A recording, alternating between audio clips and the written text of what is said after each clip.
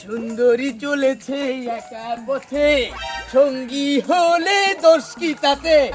এই কচি কি দা বিসি?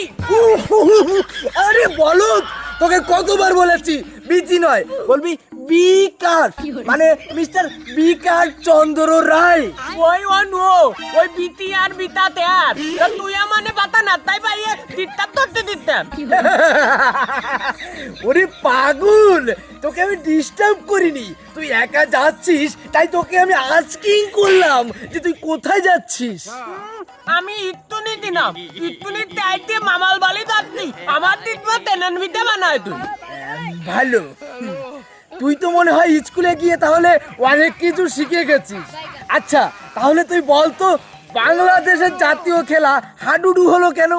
আদুদু বাংলাদেশের জাতীয় খেলা তালনেতি দিলামিন জীবনের সাথে দবিল ভাবে দলিত।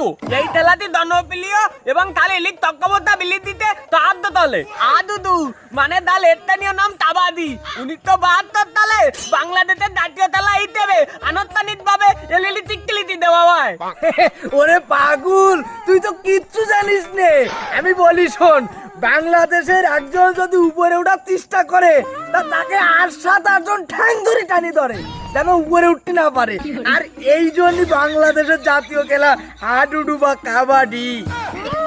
মিথ্যা কথা এ তাবলা এ তুই তিত্তু দাঁড়িত নে, তুই তো নদীন ইত্তুলিল বালান্দাই দিতিস খালি তুলতো বলতা কথা তোর। এই ও পরিচলটা, এই তুমি কথা ভাঙছো কেন? ও বলি তো তাকু দাদি এই তামলা তোনাদিন ইতুলি দেয়নি, আমি একটু দাঁত দিলাম মামাল বালি আলো মানে পাতা লাত্তাই ভাইয়ে টিপটিপিন ধরতে তুমি হলে মালা দিন। এই সামলা, এই হাডুডু খেলা কিভাবে জাতীয় খেলা হয়েছে তা জানতে গেলে স্কুলে যাওয়া লাগে।